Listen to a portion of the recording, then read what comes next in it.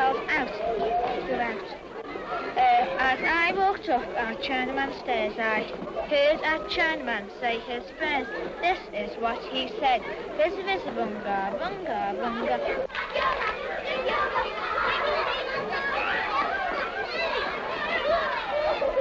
My mother and your mother were pegging out their clothes. My mother gave your mother a punch on the nose. What colour was their blood?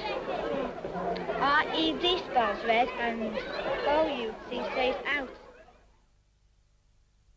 Do you remember when you were a kid? Your favourite place was the corner sweet shop, wasn't it? That's mine there. I went past the other day and I saw that sign, Mary Coker, Sweets and Ices. And it reminded me what it was all about.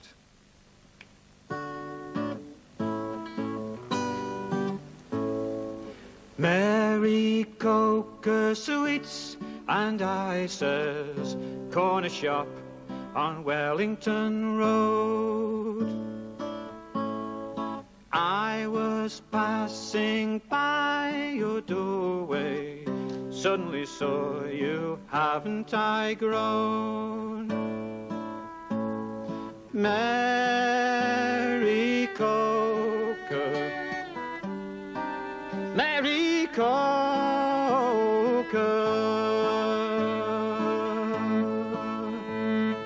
I remembered school and school days, history lesson, lower 4C. Then running to your shop at dinner time, I don't suppose you remember me. Mary Coker, Mary Coker.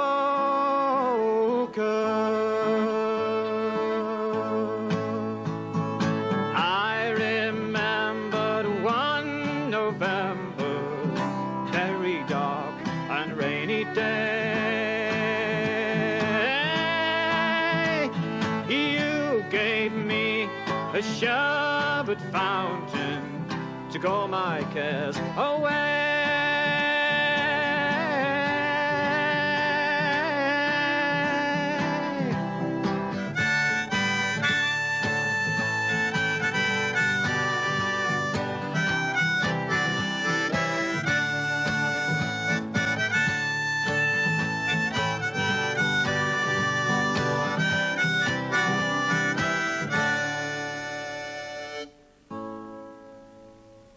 Mary Coker, you're no older in my school day memory.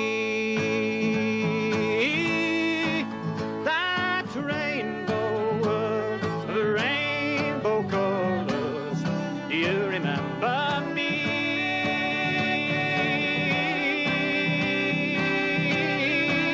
Oh no.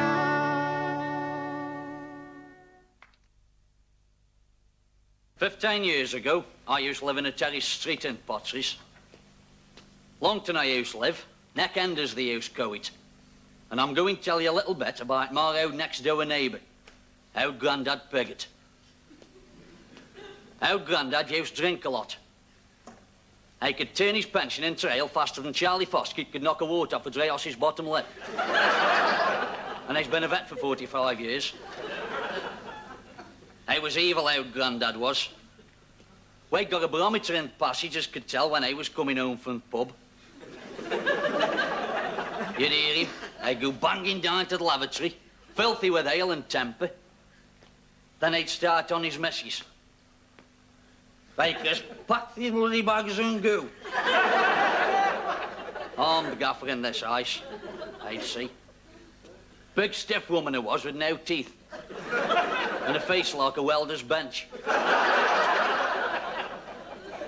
I couldn't have bought you, but I could give you a nasty suck.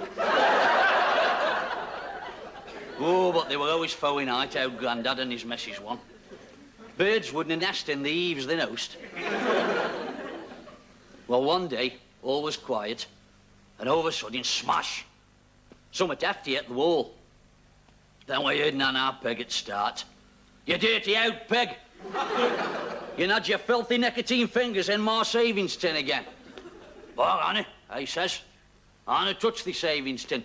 They stabbed their fingers in my savings tin. He says, woman, how'd this? Wallop.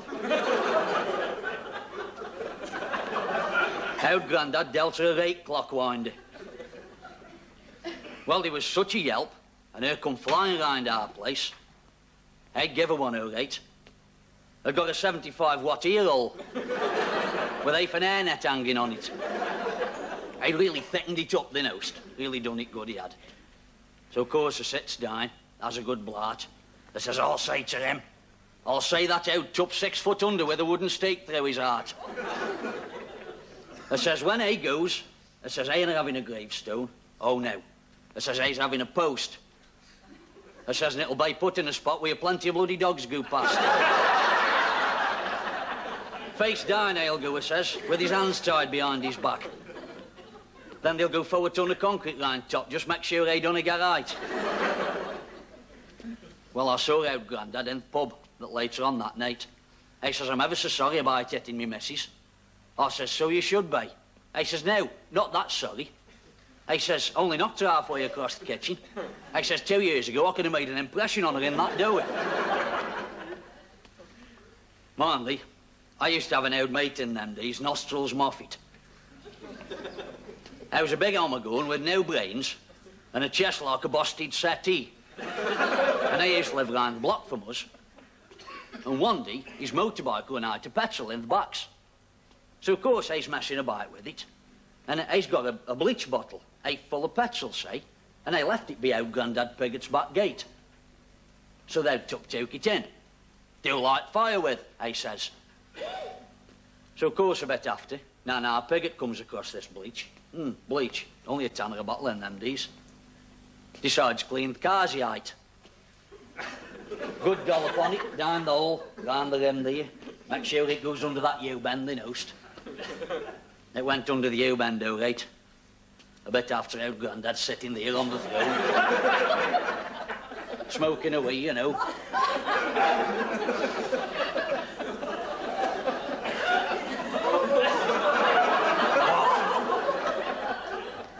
95 mile an hour they come out of there. Got his braces under the door, catapulted back, jowled his head on the pan, and nearly swallowed toilet roll. I tell you what, it's a good job his shirt neck was undone, else it would have lifted him over Trentham Gardens. I went to see him in hospital. Burns unit he was in. Sister says, it shook him up a bit and it shifted the wax out to his ears. But apart from that, he's all right. Anyway, our Grandad says after the nost, he says, it must have been them cucumber sandwiches. Well, now I've brought the level of conversation down a bit, I'm off. I'll say the...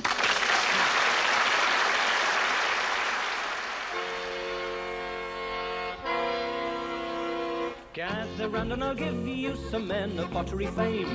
Robert Le Potter of Thursfield begins the list of names.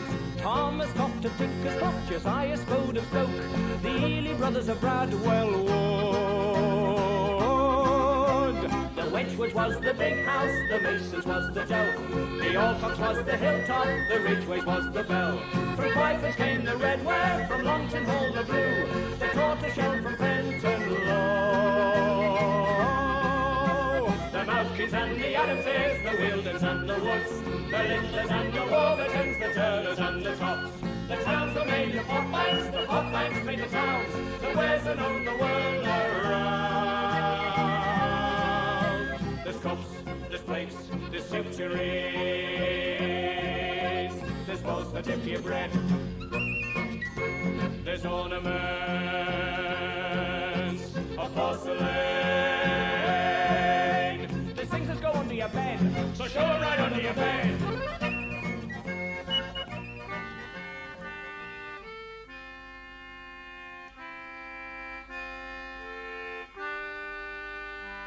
Who'd be a potter, I'd like to know, with prices so high and wages so low.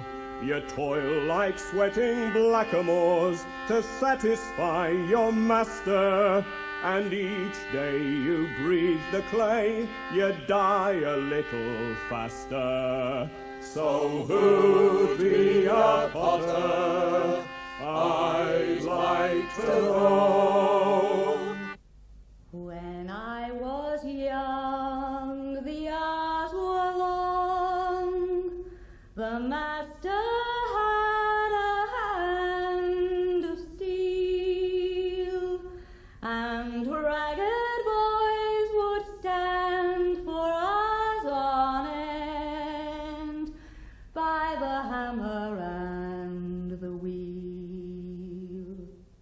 In those sad days, young men were aged, their wages paid at alehouse doors, while prosperous masters did such wondrous trade by the products of the poor.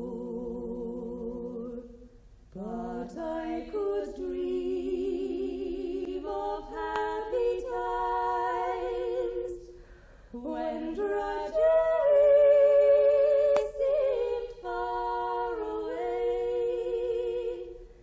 and all the banners in the street proclaimed,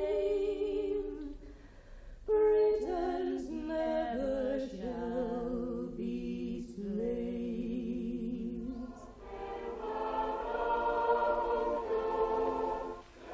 These are the ATV studios at Elstree, where they built an outdoor set for their production of Clayhanger, adapted from the novel by Arnold Bennett. Bye, everybody, please. We're going to go for another take on this.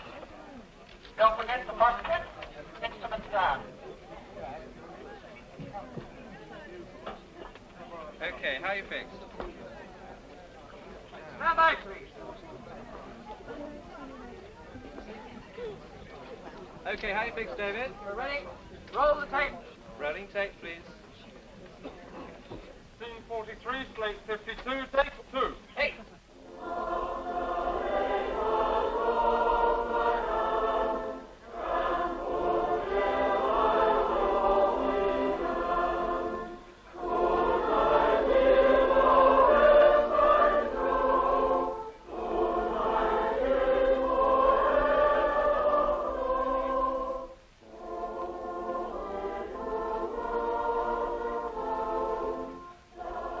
Bennett wrote many stories about life in the Potteries, but he called them the Five Towns, and this label remains.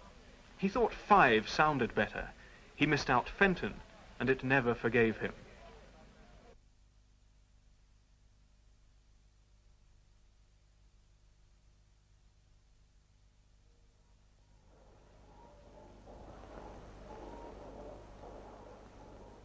Bottle ovens and saggers are almost things of the past.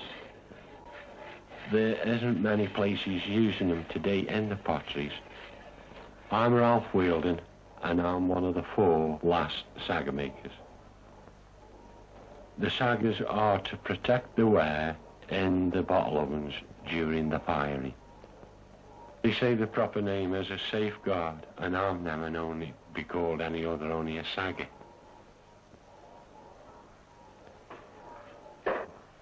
The mall comes in loads, 6 or 7 ton at a time. Probably have 3 ton of sides and 3 ton of bottoms. The bottoms has got bigger grog in and more grog in.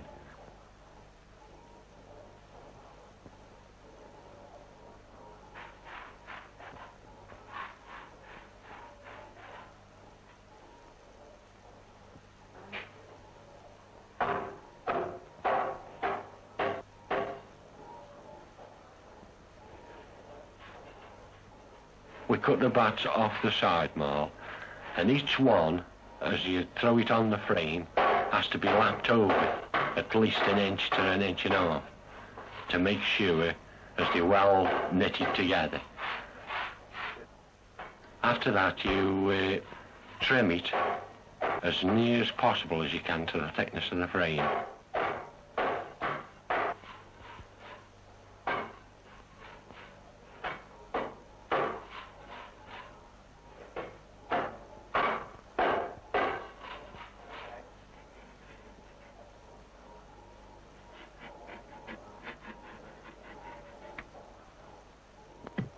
Bill uses a grafter to cut his dumps of marl, and he has to cut them as near as he can to the proper weight, because you've only got to have them a thickness to the ring.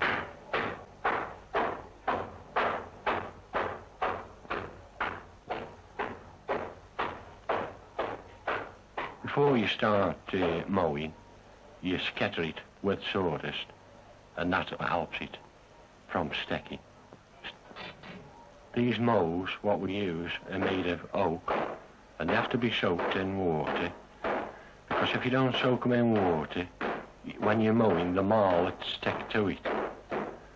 Anyhow, when you're mowing the frame in, you start from the back, and as you're mowing, you pull down it and pull sideways, and every part of the marl as you mow, you'll notice the mow goes over where you first started, until you get to the end of the frame, and then you know as the frame is solid, and this is the sides of your sag.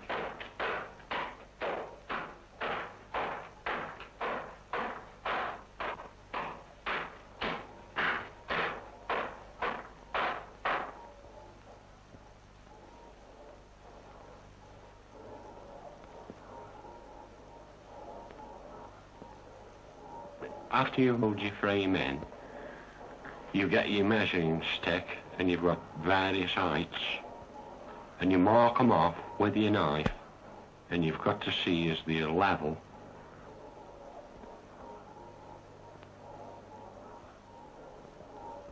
After you mark them off, you use your rule for cutting out.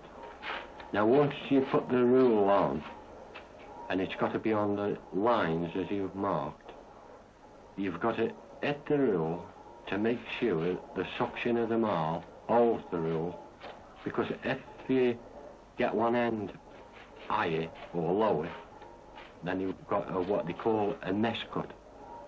So you have to hold it dead level, and then you cut through each marking as you've done, and that is the sides of your sagging. We've got 8 minutes to fill the frame and mow it in and cut it out. Bill, after he's knocked the bottom, gets an iron plate and pulls the bottom onto the plate, and then puts it on to the wheelie, ready for the sagger maker, is going to roll the side of the sagger off the frame and put it onto the bottom.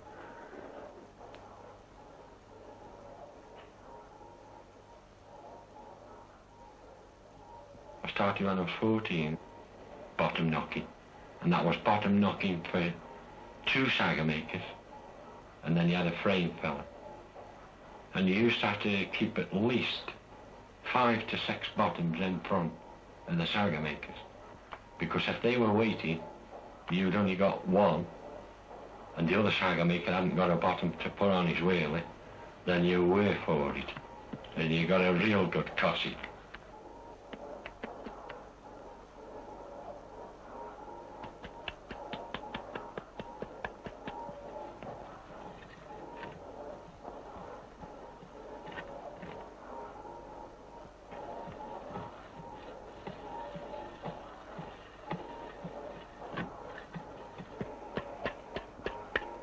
It takes 3 minutes to knock a bottom. It was £1 a week when I started.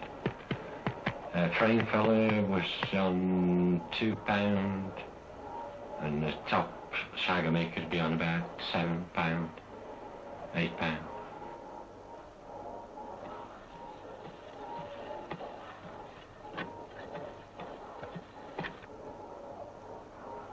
Of course, in them days, you had to wait for a sagger maker to die. before you could get on a wheelie. Because nearly every pot bank carried one or two, some carried 3, 4.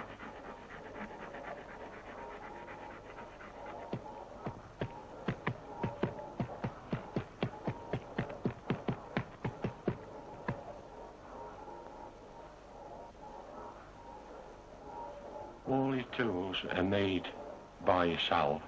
You use pieces of oak wood and you cut them to the shape and sizes as you want. You have what they call a topping stick, which you make out of wood. You have what they call a topping tool, that is 10, strong 10. Years ago we used to use the old Coleman's mustard, signs 10. But now today, like, you can get the pieces of 10 strong stuff off the frame as you make the topping tools with.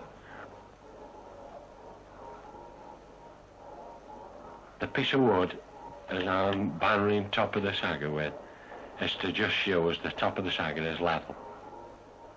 After it's bannered and you've lifted it on your head, then you take it into the otters for dry.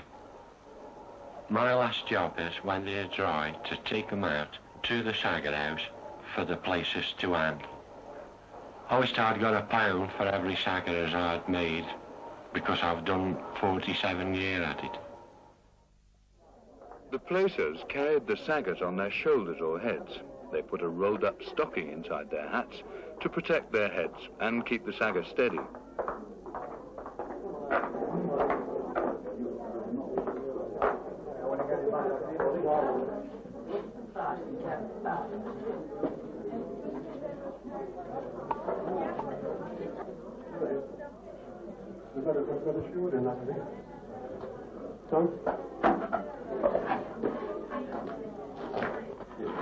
Okay.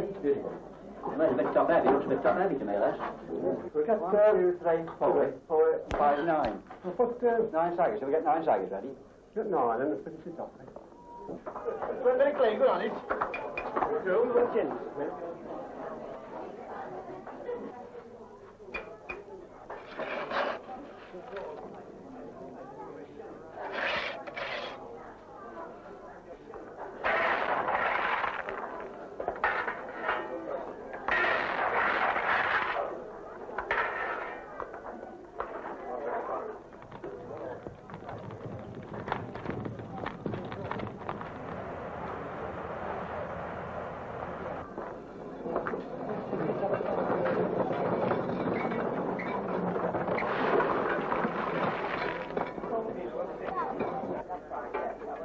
To begin with, the temperature was kept low while the moisture in the ware was driven out. Then baiting increased until, in about 48 hours, a maximum temperature of between 1,000 and 1,250 degrees centigrade was reached.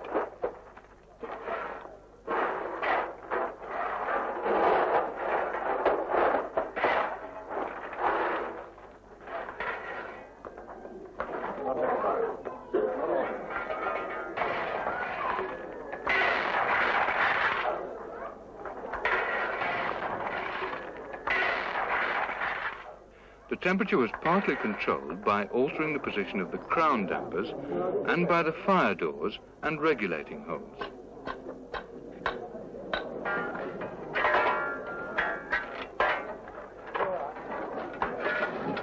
Dampers down.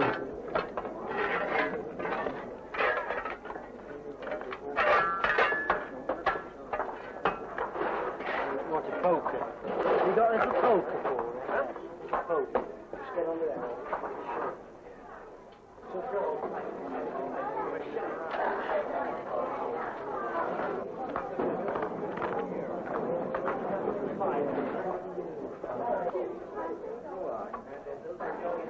Trial rings were taken from the different quarters of the oven towards the end of the firing.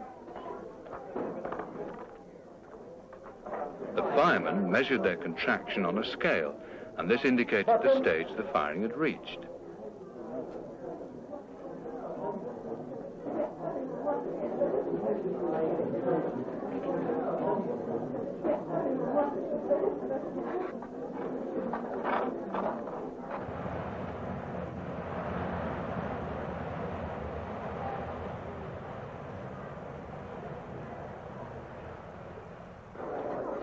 At the end of the firing, the dampers were adjusted, the fire doors opened, and the fires allowed to go out.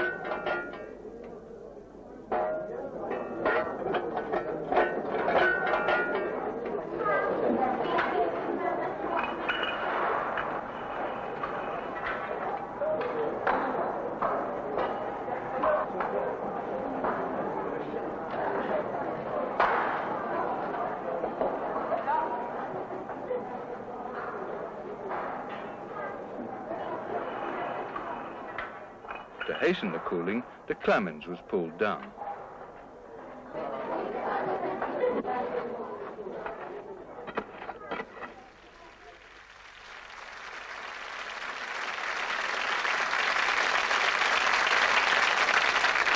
Now, we've told you about some of the famous foodstuffs from Stoke, your oat cakes, your lobby, but some of the things we eat are a bit wider spread. But you've got to beware of these that don't have the Potteries pedigree, as witness this very moral tale. Me mam bought a king-sized black pudding. It was matte black and greasy and round, and as she carried it back home from Fenton, its knotted ends furrowed the ground. It looks like a cart horse's collar, jibes the neighbours that live down our street. But they needn't have laughed, the mean devils. It was too big a monster to eat. We had black pudding yoghurt for breakfast. We had black pudding butties for tea. We even had black pudding souffle. Now, that was the last straw for me. So I staggered out down to the woodshed, where the pudding was kept lurking low. I reached for me dad's sharpest hand axe and raised it to strike the great blow. But as me cold steel flashed and glinted, that black pudding stirred in the shed. It wriggled and writhed and contorted, then lifted its terrible head. It bellowed out smoke from its nostrils. It lashed out its greasy black tail. I locked, chained and bolted the woodshed, but my efforts were to no avail. It soon broke the chains that restrained it. The woodshed was quite burned away. It ravaged the compost and flower beds and ate 15 maidens a day. But chivalry's not dead in Stoke yet. So I set out hot foot on me feet, and I journeyed to Longton Town's Camelot at 53 Edinburgh Street. I summoned Horatio Cartledge, who mounted his trusty white steed. He picked up his lance from the privy, then rode off to our house at speed. Now a crowd had soon filled our back garden. A man from the Sentinel were there, and they gazed on in awe and amazement to see how Horatio would fare. Well, the pudding, it reared up all angry. It arched up its greasy black back. But Horatio, noble as ever, stood firm while it planned its attack. The monster careered down the garden, then slewed round to charge from the south. But noble Horatio Cartledge impaled the brute through its great mouth. Right. Thank you. Now the people there cheered and applauded, and they wrote to the mayor to commend that noble Horatio Cartledge be made patron saint of Neck End. So all you good folk round the Midlands, you stick to eating pork pies, 'cause those innocent-looking black puddings are just dragons in cunning disguise.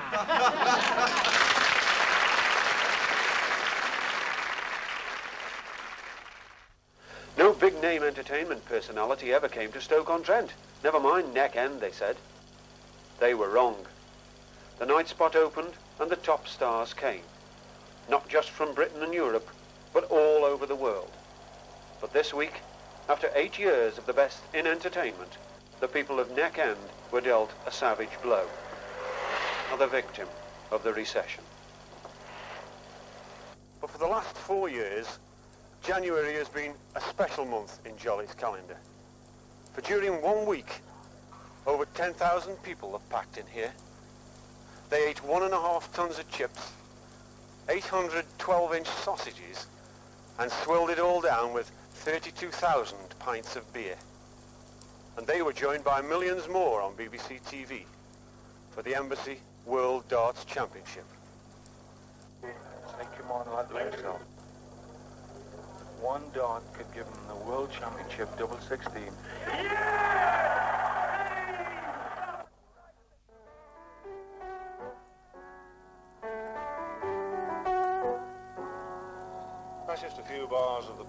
over, ladies and gentlemen, which I think is particularly appropriate at this moment in time, being the last evening of Jolly's Theatre Cabaret Club, of course, opening in October '73, being hugely successful up until, of course, now. I've made a lot of friends, many, many friends. It's been a marvellous experience for me. I'm very, very nostalgic. What more can I say? Very, very sorry to see Jolly's go. And never mind, let's hope that sometime in the future, Jolly's or a club similar to Jolly's may reopen again. And so, once again, the party is over.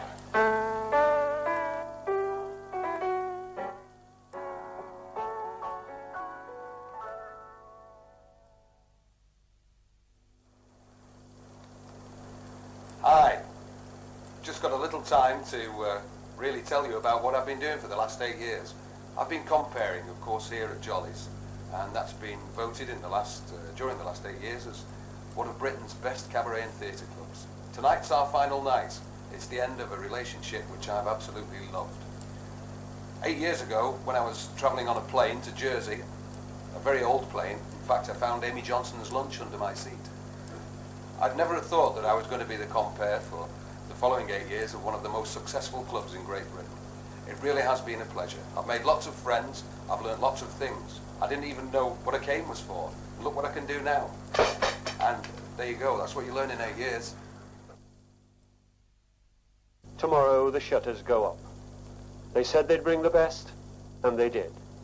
But now, the party's over. Meet again some sunny day.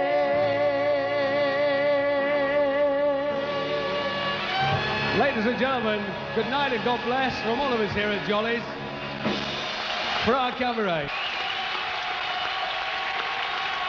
Come and join us for a dance, everyone, if you'll do that, please. And thank you for being a lovely audience as well on our last night for cabaret. Join us for dancing and enjoy the rest of the evening. God bless. Goodbye and God bless. Thank you, Tony.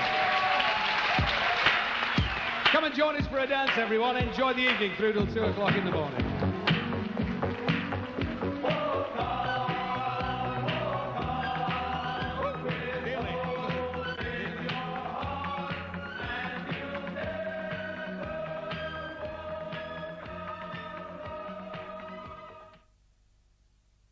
Well, I think the point about Longton is that I keep saying it's the premier town, and certainly the premier pottery town, because we've got all the major potteries in Longton.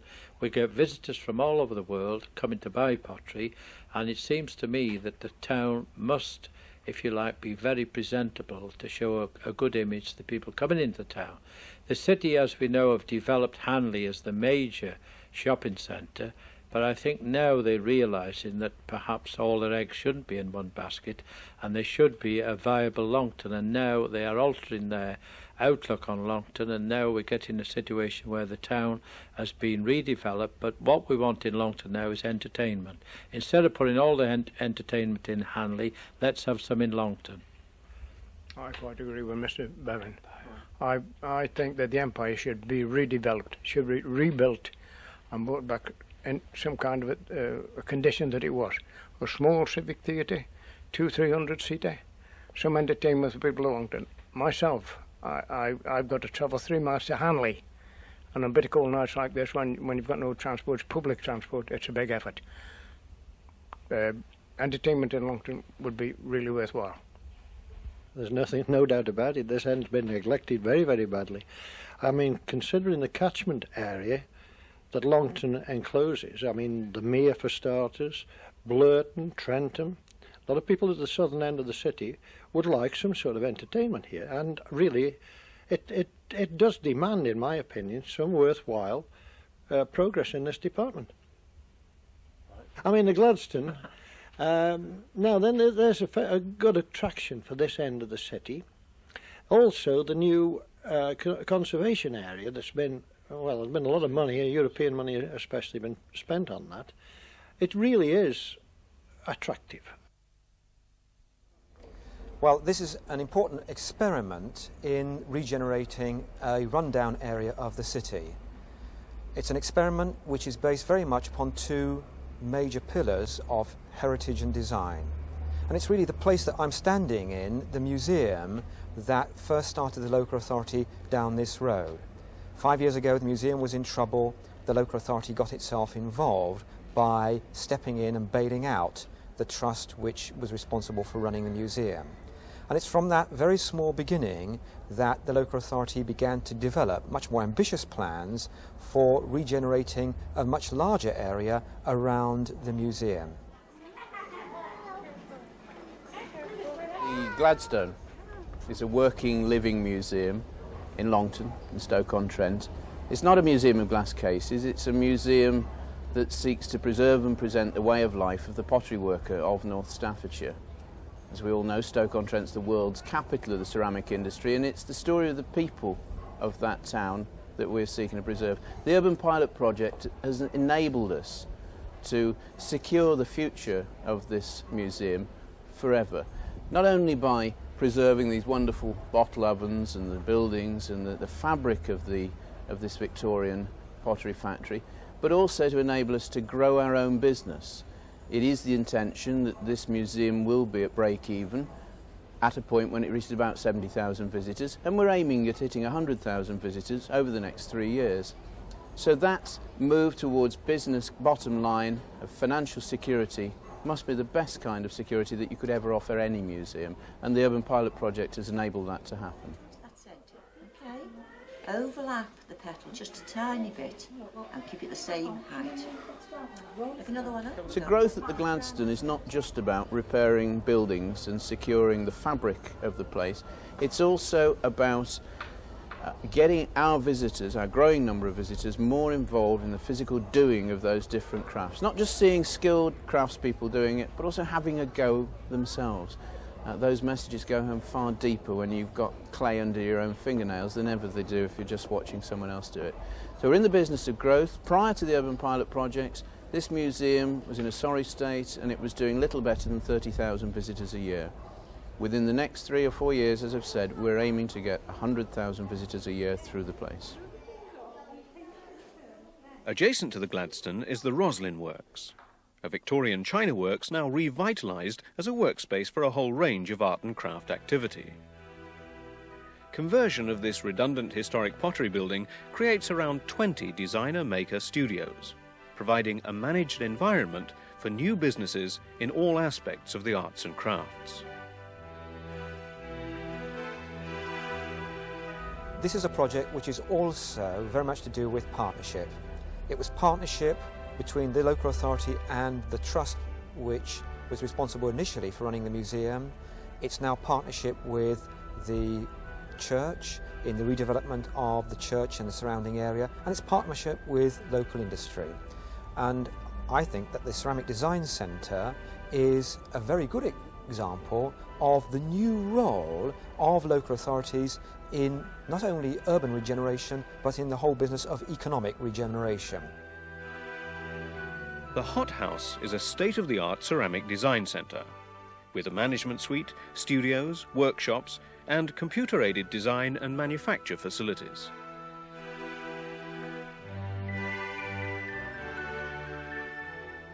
We believe the Hot House is very innovative. It's special because it's based within the heart of the ceramic industry. It's special because it's going to harness the graduates and the university that have the expertise and resource and capability. And through the Hot House, you've actually got a business support centre directly aimed at local people, local business. We do believe it is innovative and special. There isn't anything quite like it. We can manipulate the shape again or do whatever we want to. This is located in what is almost without question one of the worst areas, or was one of the worst areas of North Staffordshire. I can say that because I've lived here all my life. And the whole project is enhancing this area in a most exciting way. If you look at the Gladstone Museum, and next door to it the Roslin, which is going to be used for craft potters and craft workers, not necessarily just potters, and look at the environmental improvements, it has been a very worthwhile project.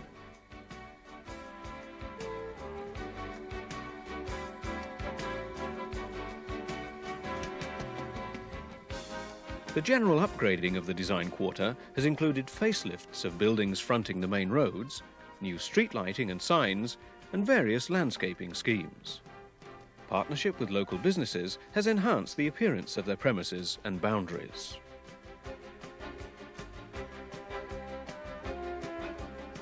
St James Church is at the centre of the quarter and its community. The City Council came to me and said that they wished to actually renovate the grounds as part of the project of this whole area, and we then started talking about how the grounds could be adapted to produce a more friendly and more pleasant environment around the church itself, because the church is obviously the only green area in this town of Longton. So it's important that we sort of got our heads together and collaborated together to try and do the best for the area.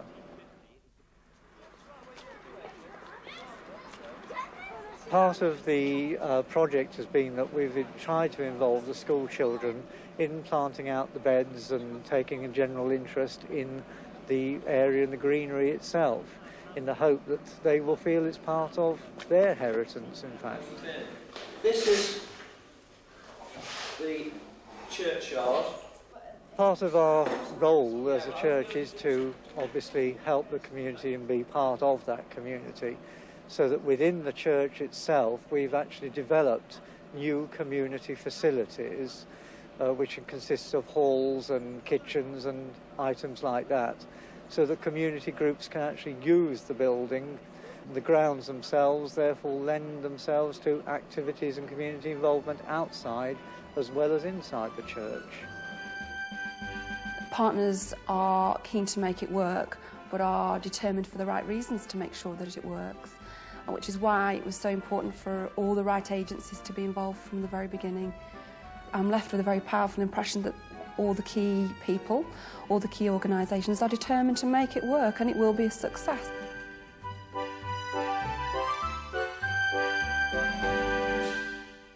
Well, I'm a little bit afeard of this road, because when this road is completed and goes through, I think it will split this town in half. And, well, two halves. I mean, I live on the Dresden area.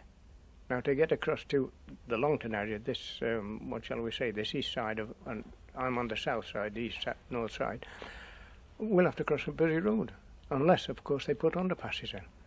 And I think this is going to have a big effect on the people of Longton, Normacote, Dresden, Gumsmill, the Mere, because they'll have a main route to try and get across.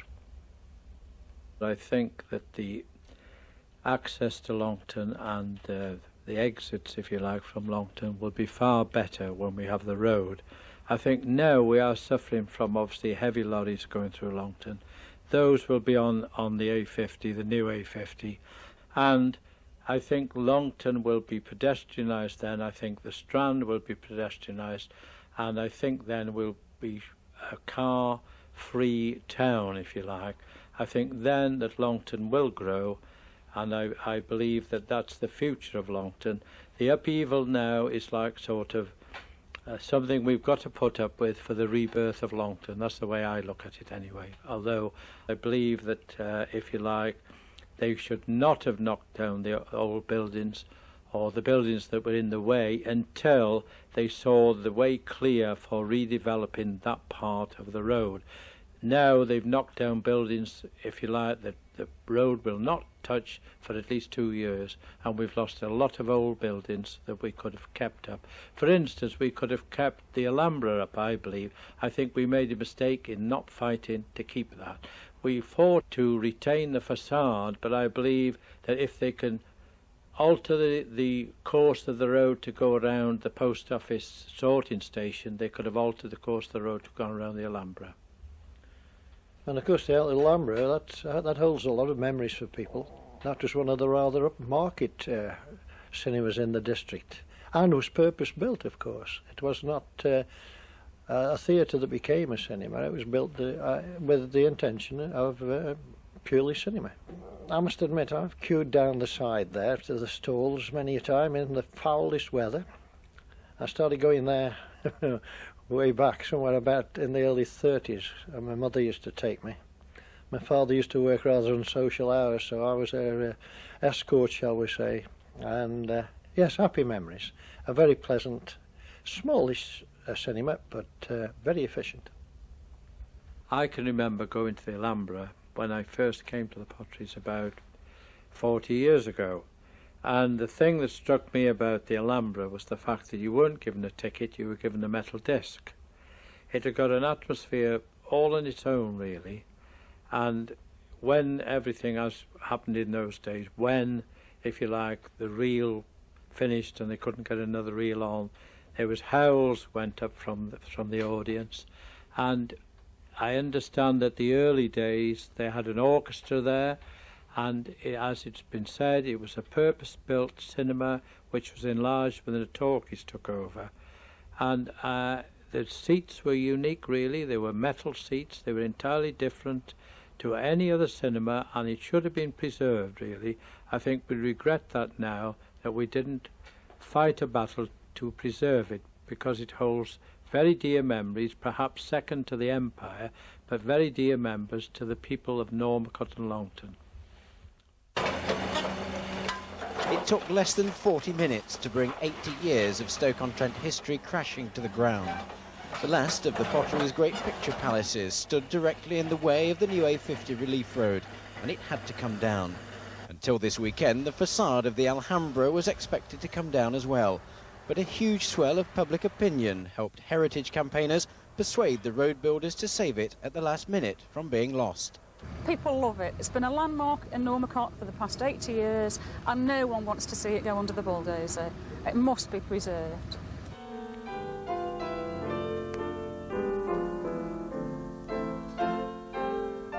The Alhambra goes right back to the days of the silent movies, films such as The Kiss. Purpose-built in 1914, it was one of the great picture houses of Stoke-on-Trent.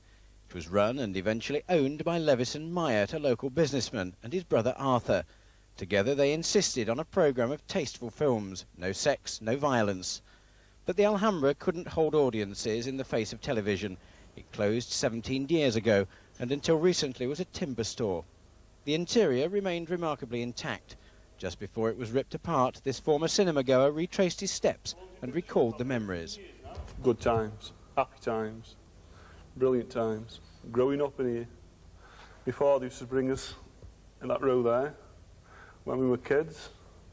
And same as say, he was coming here with our friends in the early teens, like, really good, really good. Barry Reynolds used to show the films. From the projection room, he also had to pull the levers to open and close the curtains. As a projectionist, you always used to get a buzz out to starting the programme anyway.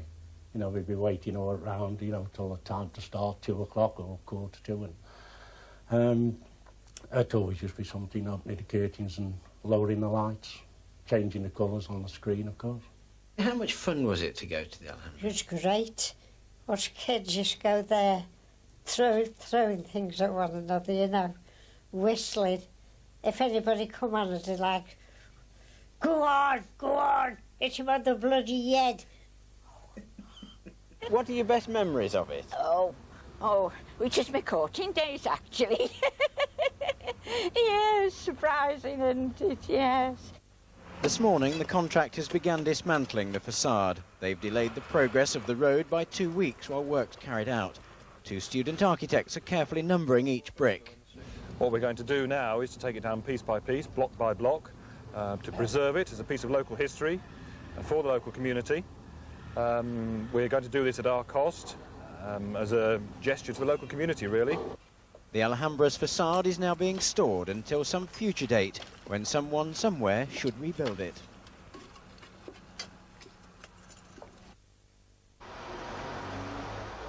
Well, Longton Market, I would think, without any argument, is the finest market in the Potteries, probably the finest market within 30-40 miles. When the town hall battle was in being, and it was won eventually, it was decided by the city council that in addition to refurbishing or rebuilding the town hall, they would refurbish the market. Many people loved the old market, and they still love the old market. I feel many Longton people, they don't like anything too posh. They prefer the old sort of sloping floor market where the stalls were on top of each other. But now, due partly to hygiene and environmental regulations, they've had to update it. It is now a clean, tidy market that is the envy of many other authorities. And although the old market is missed, I believe we had to have a new market, and that was one of the bonuses that the action group obtained for the city, as well as, if you like, of getting the town hall refurbished, restored, and now in use for functions of all sorts. We were fortunate actually that we did manage to save the town hall, because we found out afterwards that that was supporting the old market building. So all in all, yes, I think it's something to be proud of, and it is a centrepiece of consequence. Well, I feel that when this road has gone through and Longton is cleaned up, it will be a nice little town. I think it will indeed compete, and this is the great thing. The southern end of the city will then come into its own, I hope, entertainment-wise, and certainly as far as shopping, stores, etc. I think it will attract people. Well, although Longton's been modernised in most forms and we've lost a lot of buildings, I think it still retains its Victorian character. Now, Town Square. Town Square, we're trying to make a conservation area. We have the old railway bridge, we have the old railway, we have the Crown Hotel, we have all the old buildings, the old square. If we can get it cleaned up, we'll have a lovely little square there. Town Hall, Times Square, lovely little town centre. The whole of the area, the Crown Hotel, the whole of the area should be a conservation area, and it should be brightened up and perhaps cobblestones put back in the centre of it to make it look like its original Victorian start. And the people are resolute and have been loyal to Longton, and I think they will continue to support it forevermore.